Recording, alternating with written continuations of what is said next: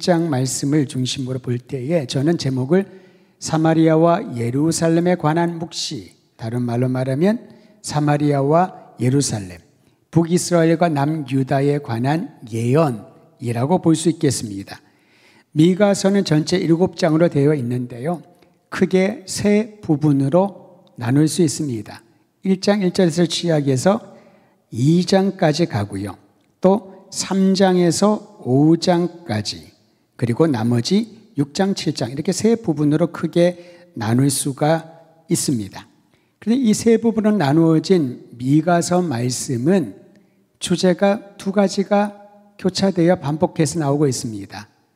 파멸, 그 심판의 메시지와 희망의 메시지가 반복하여 나오고 있습니다.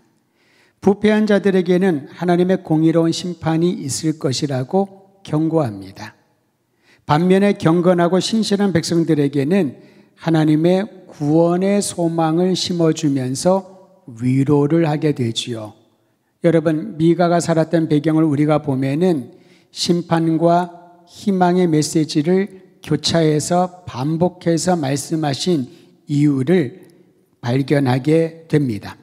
이 세 부분은 들으라 라는 말씀을 시작을 합니다. 여러분, 1장 말씀을 보시면요, 1장 2절 말씀 한번 보시기 바랍니다. 이렇게 시작하죠. 백성들아 너희는 다 뭐라고요? 들을지어다. 두 번째 부분인 3장을 보십시오. 3장 1절 넘겨보십시오. 내가 또 이르노니 야곱의 우두머리들과 이스라엘의 족속의 통치자들아 뭐라고요? 들으라 라고 말합니다. 그리고 세 번째 부분인 6장을 보십시오. 6장을 여러분과 함께 읽습니다. 6장 1절 시작. 너희는 여호와의 말씀을 들을지어다. 자, 이것이 미가서를 세 부분으로 구분을 하는데, 예를 들면은 1부, 2부, 3부라면은 각 부가 들으라, 들으라, 들으라 라는 말씀으로 시작한다는 거죠. 신앙은 하나님의 말씀을 듣는 것에서 시작을 합니다. 여러분, 교회 봉사 열심히 하시는 분들 있죠? 정말 열심히 봉사하고 꾸준히 일을 다하고, 그런데 하나님의 말씀을 듣지 않는 경우들이 생각보다 많이 있습니다. 예배 참석을 안 합니다. 말씀을 듣지 않습니다. 성경을 읽지 않습니다. 그저 본인은 언젠가 내가 듣고 읽을 것이라고 생각을 하지만 주의 깊게 보셔야 돼요. 그런데 열심히 봉사를 합니다. 사람들은 눈에 띄는 이들이 열심히고 충성된 일꾼이라 생각하지만은 성경적인 기준이나 일단 제가 받은 훈련의 기준에 의하면은 예배를 소홀히 하면, 하나님의 말씀을 듣는 것을 소홀히 하면은, 주님 앞에 나가 엎드려 기도하는 그 기도의 시간을 부차적으로 여긴다면은 일꾼의 자격에서는 미달이라고 할 수가 있겠죠. 왜냐하면은 신앙의 성장이 일어나지 않으니까. 세상적인 일꾼의 자격은 무엇입니까? 일 잘해야 돼요. 능력이 있어야 되고요. 재력도 있어야 되고요. 뭘 맡기면은 아주 깔끔하게 마무리를 할 수 있는 그러한 사람이 일 잘하는 사람이고 높은 자리에 올라갈 수가 있습니다. 회사에서 승진하는 것은 아무나 할 수 있는 게 아니더라고요. 그만한 능력이 인정받은 사람이 회사에서 승진하게 되고 사장, CEO의 자리에 오르게 되는 것을 볼 수가 있습니다. 신앙의 성숙입니다. 신앙의 성숙과 하나님의 뜻을 알려면은 들어야 된다는 거지요. 오늘 영상으로 예배 드리는 분들도 부득이하게 휴가철이다 보니까 각자 일정에 달라가지고 다른 지역에서, 또 동시간은 아니더라도 나중에 들을 수도 있겠지요. 이 말씀이 우리의 마음 가운데 울림이 되기를 바랍니다. 교회를 섬기고 교회를 교회답게 이끌어가고 섬길 수 있는 진정한 일꾼은 하나님의 말씀을 듣는 사람들. 저는 새벽 기도회를 참여하면서 제가 인도할 때도 있고 부교육자들 같이 합니다만은 그저 인도자라기보다는 저는 참여자란 마음이 참 큽니다. 너무 놀라운 것은요, 상당히 그래도 짧지 않은 시간대 새벽 기도회를 보내면서 이 새벽 기도회의 하루의 첫 시간을 정말 소중히 여기시는 분들이 계셔요. 제가 정말 도전을 받습니다. 저는 교회에서 계속 사역을 하고 있기 때문에 새벽에도 나오고요, 잠시 집에서 쉬었다가 아침에 또 나오고, 그리고 저녁에 나갔다가 또 밤에 올 때도 있고, 계속 저는 교회로 왔다 갔다 하지만은 그런 환경이 같잖아요. 우리 성도들은 환경이 다릅니다. 교회라는 환경과 일터라는 환경은 완전히 다르지요. 그러다 보니까 심적으로 또는 감정적으로 받는 스트레스는 교육자들에 비해서 3배, 4배 그 이상은 될 것입니다.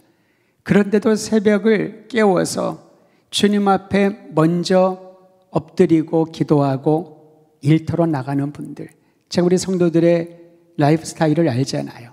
일터의 현장을 잘을 몰라도 어떤 일들을 하고 있는지 알잖아요. 그래서 때로는 제가 비가 많이 오면은 몇몇 성도들을 떠올리며 기도하게 됩니다. 해가 너무나도 요즘처럼 폭염이면은 외근하고 밖에서 활동한 우리 성도들이 있거든요. 떠올리면서 기도하게 됩니다. 그리고 한편으로는 저는 실내에서 물론 말씀 준비하고 목양을 합니다만은 제 마음 가운데 또 미안한 마음이 듭니다. 이 더위에 얼마나 힘들까. 그럼에도 새벽을 깨우고요, 예배를 드리기 위하여, 말씀을 듣기 위해 주님 앞에 그 피곤한 몸을 이끌고 나옵니다. 얼마나 감동인가요? 근데 분명한 확신이 있습니다. 하나님께서 그 마음을 분명히 살펴보신다고. 하나님의 말씀을 듣고자 하는 그 열정을 주님께서는 잊지 않으신다고. 우리는 잊을 때가 있지만 하나님이 기억하신다면은 여러분 말씀을 듣고 주님 앞에 엎드리고 첫 시간에 구별하여 드리는 것, 이것이야말로 얼마나 큰 복이요 하나님의 은혜인지요. 저는 하나님 앞에 말씀을 듣기를 갈망하고 하나님 앞에 엎드려 하루의 첫 시간을 마무리를 주님 앞에 드리는 성도들의 간구를 주님께서 분명히 기억하고 계시고 주님의 때에 가장 좋은 것으로 도와여 주실 줄을 믿고 위로받고 힘을 얻으시기를 바랍니다. 이렇게 미가는요, 3가지 부분으로 구분하면서 파멸, 심판의 메시지와 희망의 메시지를 3번에 강조하여 줍니다. 그리고 각 세 파트는 들으라, 여호와의 말씀을 들으라, 잘 들어야 하나님의 뜻을 분별할 수가 있다는 거죠. 미가란 이름이 정말 놀랍습니다. 여호와 같은 분이 누구인가? 이게 바로 미가란 이름의 뜻입니다. 여러분 이름마다 다 뜻이 있지 않습니까? 저의 이름에도 넓고 높다는 그런 뜻이 있습니다. 넓고 높은 마음과 이상을 가져라. 부모님이 주신 귀한 이름의 뜻이지요. 각 사람에게도 이름의 뜻이 있습니다. 저에게는 선교사역을 하면서 제 이름이 발음하기가 어려우니까 영어 이름, 성경의 이름을 갖게 되었는데요. 저의 이름은 디모데라는 이름입니다. 디모데라는 이름의 뜻이 뭐냐 하면은 하나님을 경외하는 마음 가진 사람, honoring God 이란 뜻이 있습니다. 그것을 알고 정한 건 아니었지만은 저의 영적 지도자가 같이 제가 훈련을 받을 때에 디모데와 같은 사람으로 주님 섬겼으면 좋겠다. 굉장히 제 마음에 큰 감동이 있어서 해외 사역을 하고 생활을 할 때에 티모시라는 이름을 좋아하고 사용을 했었습니다. 미가란 이름의 뜻이 그러합니다. 여호와와 같은 분이 누구인가? 미가는 자신의 이름을 부를 때마다 또는 불려질 때마다 여호와 하나님과 같은 분이 어디에 있을까? 주님 같은 분은 어디에 있을까? 그것을 연상을 하면서 살아지 않았을까 싶습니다. 저는 우리 더드림교회 성도들이 각자에게 부모님이 주신 이름이 있지만은 본인이 사모하는 성경의 이름이 있다면은 또는 그 이름이 없더라도 그리스도인이라고 하는 이 명칭을 기억하고 살아간다면 그리스도인은 무엇입니까? 그리스도께 속한 사람, 그리스도를 따르는 사람, 그리스도를 위하여 사는 사람, 영광을 위하는 사람. 이 이름을 들을 때마다 또한 본인이 부를 때마다 하나님이 주시는 올바른 방향을 벗어나지 않을 것이라고 믿습니다. 여호와 같은 자가 누구인가라는 이름을 뜻을 지닌 미가는요, 모레셋이란 지역의 출신인데 이 모레셋은 예루살렘을 방배하기 위하여 주변에 작은 성읍들을 지었다고 합니다. 적군들이 침공을 하면은 1차적으로 2차적으로 조금 장애를 줘서 그 속도를 늦출 수 있는, 예루살렘까지 오는 데에 방어할 수 있는 여러 성읍들 중에 하나가 모레셋이라는 작은 성읍이었는데 거기 출신이었던 거지요. 미가는 자신이 받은 소명을 이렇게 서술합니다. 오늘 말씀은 아니고요. 다다음 주에 볼 말씀인데요. 미리 한번 봅니다. 미가서 3장 8절 찾아서 같이 읽도록 합니다. 미가는 자신의 소명을 이렇게 선언했던 겁니다. 3장 8절 같이 읽지요. 시작. 오직 나는 여호와의 영으로 말미암아 능력과 정의와 용기로 충만해져서 야곱의 허물과 이스라엘의 죄를 그들에게 보이리라. 이것이 미가가 예언자로 부름받은 이유라는 것을 그는 되새기고 선언했던 것입니다. 야곱과 이스라엘의 죄를 사람들에게 드러나게 하리라, 알려주리라, 깨닫게 하리라. 그런데 여러분, 그걸 위해서는 용기가 필요하죠. 지혜가 필요합니다. 또한 능력이 필요합니다. 이 능력과 정의와 용기를 충만하게 하는 근거가 어디에 있는가? 여호와 하나님이 임하여 주심으로. 하나님의 영이 임하면은 나에게 정의에 대하여 분별을 갖게 하고 용기를 주시고 능력을 주셔서 야곱과 이스라엘의 죄를 드러나게 하리라. 사실 좋은 얘기하는 것보다도 좋지 않은 얘기를 또는 잘못된 얘기를 말하는 것 굉장히 어려운 일입니다. 어떤 분들은 그냥 습관처럼 남의 얘기를 하는 분도 있지만은 곰곰이 생각해 보면은 그것조차 어렵습니다. 좋은 얘기하기는 정말 좋잖아요. 좋습니다. 훌륭합니다. 아름답습니다. 멋있습니다. 어떤 분은요, 습관적으로 뭘 드시든지 행복합니다. 행복합니다. 그런 분이 계시더군요. 음식을 먹는 자체가 행복한 거지요. 너무 맛있습니다. 제가 그 말 듣고 먹어봤더니 맛이 별로 없어요. 처음엔 몰랐었으면 나중에 봤더니 이분은 습관적으로 매우 긍정적인 거예요. 뭐든지 좋대요. 그래서 알고 난 다음에는 그분이 맛있다 그러면은 맛있겠지만 좀 조심스럽게 주의를 해서 한번 먹고, 그리고 맛있으면 맛있구나 하지만은 맛없어도 이분이 격려하기 위해서 그렇게 하시는구나 라고 생각을 하게 됩니다. 그래서 다른 사람 좀 헷갈리게 하면 안 되겠지요. 다른 사람을 칭찬을 하고 격려하는 말은 어떤 면에서는 비판을 하고 특히 그 죄악을 드러내는 것은 굉장히 힘들고 어려운 일 아니겠습니까? 근데 미가가 왜 이런 소명을 받았을까요? 도무지 사마리아와 예루살렘을 중심으로 한 온 이스라엘의 영적인 상태가, 사회적인 모든 상황들이 하나님을 경외하는 백성이라고, 주님을 예배하는 백성이라고 보기에 너무나도 힘들 정도로 타락해 있었기 때문에. 근데 그 말을 하기가 너무 어렵습니다. 왜냐하면은 모레셋이라고 하는 작은 성읍 출신인 미가, 이름의 뜻은 멋있지만은 아무도 그를 알아주지 않고 중앙에서 활동하지 않고 변방에서 살았던 그런 미가란 사람이 하는 말을 누가 들어줄까요? 하지만 여호와 하나님의 영이 임하자 그에게는 능력과 용기와 정의에 대한 분별력을 가지고 담대하게 이스라엘의 죄악을 그들에게 드러낼 수 있는 예언자의 사명을 감당하게 되었던 것입니다. 그런데 여러분, 온 이스라엘을 향해 심판의 메시지를 전하면서 미가는 애통하고 가슴이 아팠다라고 말합니다. 민족을 향한 긍휼과 하나님의 긍휼과 사랑의 마음이 미가에게도 전달되었던 것이지요.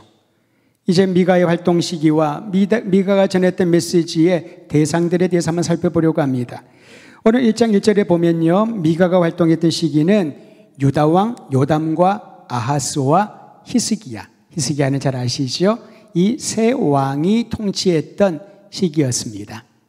8세기 중후반이라고 할 수가 있겠습니다. 주전이겠죠. 요담이 먼저 왕으로 있고, 그리고 이어서 아하스가, 히스기야 3대에 거쳐서 미가는 예언자의 사역을 감당했는데요. 정치적으로는 이때 아수르 제국이 북이스라엘과 남유다에 지대한 영향을 끼치고 있었습니다. 그래서 이 아수르 제국과 대항하기 위하여 북이스라엘은 주변 나라였던 시리아, 바로 위쪽에 있는 나라죠. 시리아와 동맹을 맺습니다. 그리고 남유다에게도 이 동맹을 나중에 제안을 하게 되지요. 그 전에 남유다 역사를 잠깐 보면요, 요담 왕 이전에 우시야란 왕이 있었는데, 우시야 왕은 굉장히 정치를 잘하는 왕이었습니다. 남유다 왕국의 번영을 이끌었고 좋고 정말 평화로운 시기를 통치했던 그러한 왕이 우시야 왕이었습니다. 이러한 평화와 번영은 요담 왕까지 이어졌습니다. 미가가 사역하기 시작했던 요담 왕 말입니다. 그런데 요담까지는 이어졌습니다만 요담의 아들 아하스가 왕위에 오르자마자 국가적인 위기를 맞게 됩니다. 좀 전에 말씀드렸던 것처럼 북이스라엘은 시리아와 동맹을 맺고 반아수르 세력을 구축하려고 했습니다. 그래서 아하스가 왕이 되었을 때에 남유다도 아수르에 대항하는 이 집합체에 동참할 것을 강권을 하게 되죠. 그리고 정치적으로 압박을 합니다. 그런데 아하스 왕은 동맹체제를 거부하고 오히려 아수르에게 도움을 청합니다. 지금 북이스라엘과 시리아가 동맹을 맺어서 우리에게 아수르를 대항하라고 하는데 우리는 당신과 같은 큰 제국과 싸울 그런 마음이 없습니다. 우리를 이렇게 압박하고 있으니 도우소서. 아수르 제국의 손을 내밀게 됩니다. 예나 지금이나 자신들의 생존을 위하여 주변에 있는 나라들과 좋은 말로 협력이라고 하지만은, 좋은 말로 동맹이라고 말하지만은 이러한 외교적 책들을 사용하고 있는 것을 볼 수가 있지요. 이로 인해서 유다는 아수르의 힘을 빌리기는 하지만은 북이스라엘과 시리아 동맹국으로부터 견제를 할 수 있는 힘을 얻지만은 아수르에게 예속 관계에 들어가게 됩니다.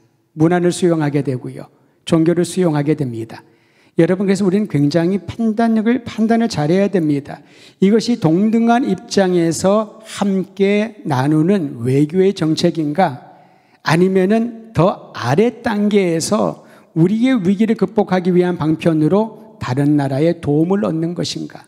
만약에 후자라면은 예속 관계에 들어가는 것이지요. 북이스라엘의 힘을 견제하기 위하여 아수르에게 손을 내밀었던 아하스 왕. 그 정책은 이제 아수르의 문화와 모든 이방 종교들을 그대로 수용하고 아수르가 요청하는 것은 거부할 수 없는 그러한 관계에 들어가게 되었던 것입니다. 우시야 시대에 가졌던 평화와 번영은 한순간에 깨어져 버립니다. 여러분, 모으고 쌓는 것이 어렵지 그것을 한 번에 무너뜨린 것은 순식간일 수가 있지 않습니까? 아하스가 그런 통치를 했던 것이지요. 이제 아하스에 이어서 왕위에 오른 왕이 히스기야 왕입니다. 히스기야는 아하스 선왕의 외교 정책과 종교 분야 정책들을 뒤집으려고 했습니다. 아수르를 의지하는 한 하나님의 거룩한 백성으로 살아가는 길은 계속 막힐 것을 알았기에, 그래서 히스기야가 아수르의 지배를 거부하게 됩니다. 이에 보복으로 아수르가 대군을 파견하여 히스기야를 공격을 하고 예루살렘을 침공하게 됩니다. 그 힘 앞에 견딜 수가 없었겠지요. 히스기야는 굴복을 하고 결국은 조공을 공식적으로 바치는 완전한 예속 관계에 들어가게 되었습니다. 여러분, 이런 상황이 되면 정치 지도자들은 어떻게 해야 될까요? 오히려 힘을 모으고 머리를 맞대고 이 위기를 극복하기 위하여 국력을 키워야 할 것인데 결국 그렇지 않았습니다. 권력과 부를 증대시키는 일에만 국가 지도자들이 열중했지요. 종교 지도자들도 얼마나 부패했는지 탐욕의 노예가 되어버렸고 백성들이 우상 숭배하는 것을 그대로 허용했습니다. 어찌할 수 없는 상황이라는 명목으로 우리가 하나님을 그래도 버리지 않고 있으니, 그래도 이 신앙을 갖고 있으니 이방에 있는 신들을 문화적인 요소로 그저 이해하고 넘어가자라는 그런 종교적 타락을 지도자들이 이끌어갔던 것이지요. 미가 예언자는 이러한 상황을 탄식하며 암울한 미래에 대하여 하나님의 뜻을 전했던 것입니다. 그래서 1장 2절을 이렇게 시작을 합니다. 백성들아, 너희는 다 들을지어다.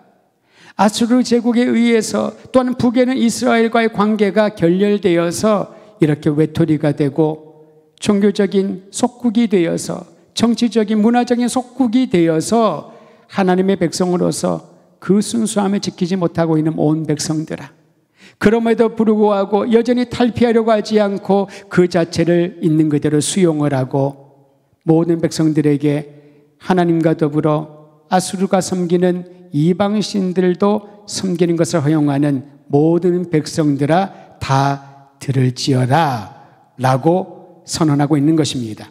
그러면서 미가는 사마리아에 관한 말씀을 먼저 선포하고요, 사마리아에게 임한 심판의 메시지가 예루살렘에까지 이어진다라는 것을 오늘 말씀을 통하여 우리에게 가르쳐주고 있습니다. 하나님의 임재에 대한 선언을 하면서 하나님이 임하시면 어떤 일이 일어날까? 여러분, 대부분의 성경에 보면 하나님이 임하시면은 어떤 일이 일어나나요? 그의 백성들을 억압에서 풀어주시고요, 구원해 주시고 복 주시기 위하여 하나님이 임재하십니다. 우리도 예배 때마다 하나님이 임하소서, 하나님의 임재를 구하지 않습니까? 하나님이 임하시면은 치유가 일어나고 회복이 일어나며 새로운 일들을 꿈꾸게 되는 것입니다. 근데 미가는 정반대의 메시지를 전합니다. 하나님이 너희에게 임하시면 지금까지 알고 들었던 결과와 전혀 다른 결과가 나올 것이다. 그 내용이 3절과 4절에 기록되어 있습니다. 우리 함께 3절과 4절 말씀 같이 읽습니다. 시작. 여호와께서 그의 처소에서 나오시고 강림하사 땅의 높은 곳을 밟으실 것이라. 그 아래에서 산들이 녹고 골짜기들이 갈라지기를 불 앞에 밀초 같고 비탈로 쏟아지는 물 같을 것이니, 여러분, 결과가 무시무시하지 않습니까? 하나님이 임하시자, 하나님이 강림하시자 높은 땅이 다 밟혀질 것이고 산들도 무너지고 녹아버리고 골짜기가 갈아지고요, 비탈로 쏟아지는 물처럼 다 쓸어버릴 것이다. 심판주의 모습을 선언하고 있습니다. 하나님이 임하시면 너희의 허물과 죄로 인하여 심판할 것이다. 파멸할 것이다. 이렇게 선언하고 있습니다. 이전에 성경에서 보았던, 이전에 그들의 부모로부터 들었던 하나님이 임하시면 어떤 일이 일어났는지 그것과는 전혀 다른 결과 아니겠습니까? 미가서는 이스라엘과 유다의 죄 때문에 하나님께서 심판하시러 친히 강림하신다라고 말씀하고 있습니다. 그리고 다가올 심판에 대한 내용을 6절, 7절에 나와 있는데 세부 내용을 제가 요약하여 말씀을 드리면 다음과 같습니다. 사마리아 들판을 폐허같이 만들고 포도원을 세울 자리로 만들 것이다. 그러니까 사람이 살 자리를 다 흐트러버리고 포도원으로 만들어버리겠다는 겁니다. 돌들을 골짜기에 쏟아부어버리고 기초가 드러나게 될 것이고 우상들은 산산조각이 나고요, 바쳐진 제물들은 다 불에 타버릴 것이고 매춘의 대가로 세운 우상들을, 여러분, 이방신들은요 서의 그들이 제단, 그 신전에다가 매춘불을 다 배치해 놓고 성적인 행위를 통해서 그들의 신들을 즐겁게 해준다라고 하는, 그래서 그 돈을 가지고 신전 유지비로 사용했던 것이지요. 매춘의 대가로 세우는 모든 우상들을 부숴버릴 것이다. 하나님이 임하셔서 하나님의 백성이 그 죄악과 허물에 빠져서 아무것도 하고 있지 않으니 주님이 친히 손을 대시겠다라는 겁니다.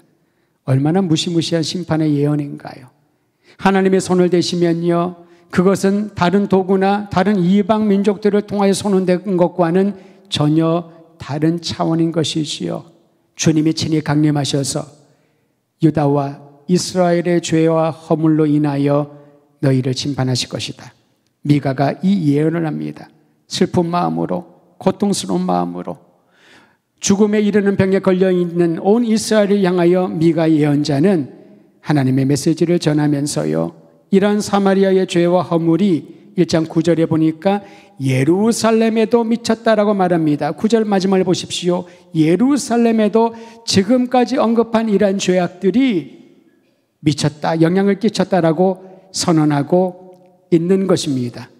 이제 그뿐만 아니라 여러분 10절 이하에서 마지막 16절까지 보면은 여러 지역들이 나오죠. 이 지역과 이 마을의 이름들은 남쪽 지역에 위치한 그런 성읍들과 마을들입니다. 그리고 그들에게 임할 심판의 결과는 16절 마지막을 보십시오. 그들이 사로잡혀 너를 떠났습니다. 나라가 멸망당하고 포로로 잡혀갈 것을 예언하고 있는 것이지요. 실제로 주전 722년에 북이스라엘은 아수르에 의해서 멸망당합니다. 주전 586년에 남유다는 바벨론에 의해서 멸망당하고 포로로 다 사로잡혀가지 않습니까? 전쟁에서 졌다는 것은 승리한 나라의 요구대로 모든 것을 들어줘야만 되는 것이지요. 그러한 심판의 날에 대하여 예언하고 있습니다. 그 이유는 무엇일까요? 온 이스라엘 백성들에게 가득 찬 죄악과 허물 때문에 회개하지 않고 뉘우치지 않고 돌이키지 아니하는 그들의 죄악 때문에 어떤 정치인들의 정치의식적인 실수라든가 아니면 어떤 구조적인 문제라든가 그런 것들이 아니라는 겁니다. 그 모든 내면에 가득 찬 삶 전체에 가득 차 있는 죄악과 허물로 인하여 하나님을 두려워하지 않고 하나님의 말씀에 귀 기울이지 아니하고 자신의 뜻대로 살아가는 이스라엘 백성들에게 주님이 친히 강림하셔서 정의로 심판하실 것이다. 미가는 1장에서 이 무시무시한 심판의 메시지를 선언하며 시작하고 있습니다. 사랑하는 성도 여러분, 미가가 선포한 심판의 예고는 자신의 죄악을 탄식하고 주님이 주시는 희망을 품으라고 주시는 강력한 메시지이기도 합니다. 그저 겁을 주기 위해서 너희 죄가 이렇게 가득 차니 하나님이 노아의 홍수처럼 너희를 다 멸절시킬 거야. 그렇게 그들을 위협하기 위하여서 주는 메시지가 아니라는 겁니다. 그러기에 파멸의 메시지, 심판의 메시지를 먼저 전한 다음에 이어서 희망의 약속을 증거하는 것이지요. 돌아오라, 돌이키라, 정신을 바짝 차려라, 하나님의 말씀을 들으라. 그리하여 주님이 임하셔서 심판하시기보다 주님이 임하셔서 너희를 붙들어 주시고 복주는 아름다운 은혜를 복을 누리라라고 강권하고 있는 것입니다. 여러분, 서두에 나눴던 것처럼 예언자의 메시지는 부패한 나라에 대하여 하나님을 경외하지 않고 세속적이고 타락한 것들을 따르는, 그리고 그것을 그대로 허용하는 우리 온 백성들의 삶에 대한 도전이요 주님이 주시는 음성인 줄을 알고 오늘 이 시간에 우리의 마음을 모아 나라와 민족을 위하여 함께 기도하는 시간을 가졌으면 좋겠습니다.